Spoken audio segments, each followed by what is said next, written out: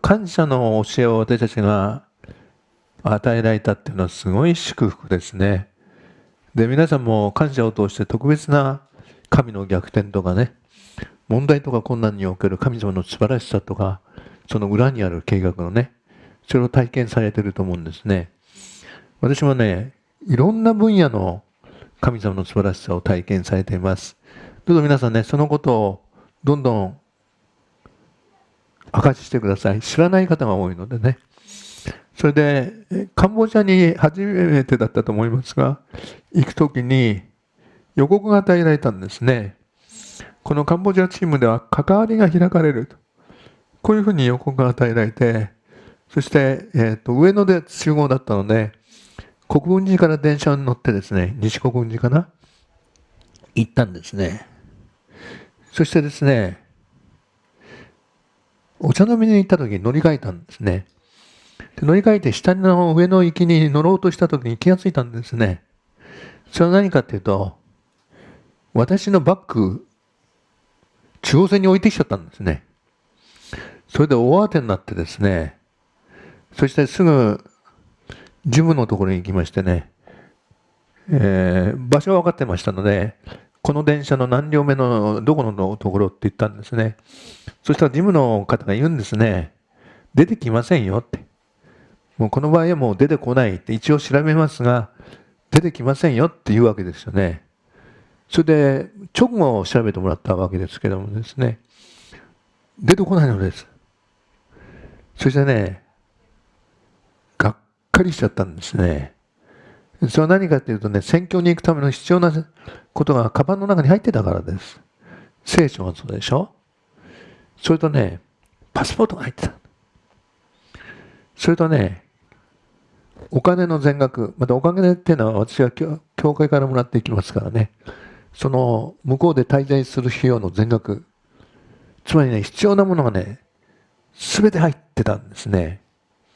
それですぐ連絡取ってね、このチームと一緒に行けませんってんで、チームリーダー変わってもらって、そしてね、うちに帰ったんですね。もう無有病者ですよね。でね、ただ無有病のように感謝します。行けなくなりました。この後ろに神様の計画がありますって祈ってたんですが、その打撃があまりにも強かったのでですね、新宿で降りてね、デパートの最上階に行ったんですね。食堂があってね。で、そこで無有病者のように歩き回りながらね、心を整えてたわけです。感謝します。ありがとうございます。責任問題もありますしね。お金もらってんのにね、なくしちゃったわけだから。そしてね、うちに帰るときにですね、ちょっと落ち着いてきてこう思ったんですね。まあ、うち行ったら不思議さんがびっくりするだろうって、どうしようかなと。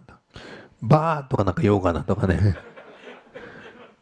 で、びっくりしただろうから、じゃあ、ケーキでも買ってって、そしてバーと言ってやれと、こう思ったんですね。それでケーキ買ってきてですね、そして、うちに行ってベルを押したんですね。そしたら、不思議さんが出てきてね、何やってんのって言うんですね。何やってんのって言って、なくして帰ってきたわけですけどもですね。なんか、駅から電話があったわよって言うんですね。見つかったって。そこでまず、ありえないことが一つ起こったわけですね。それでですね、すぐ八王子まで取りに来てくれって言われたんですね。それでね、行ったんですね。そしたらね、見つかったって言ったけど、やっぱり取られてたんですね。カバンがあってね、貴重品が全部取られてました。そしてね、取られてなかったのは、その方がね、あんまり価値のないものと思った聖書とね、黒い帳面だったんですね。ところがね、黒い帳面に私はね、貴重品を入れる癖があったんです。だから、黒い帳面にパスポートと、そしてですね、現金の全額が入ってたんです。つまり全部戻ってきたんですね。貴重品はね。貴重品は。で、格安チケットで次の日行けないということだったんですが、内田さんと仲いいので1000円で書いてくれた。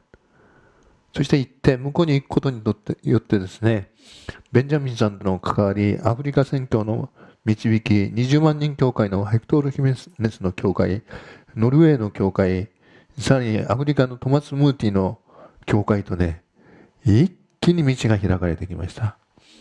で、この時に感謝をすることを通してね、神様の技が現れる素晴らしい恵みですね。で、感謝の祈りはですね、裏切りません。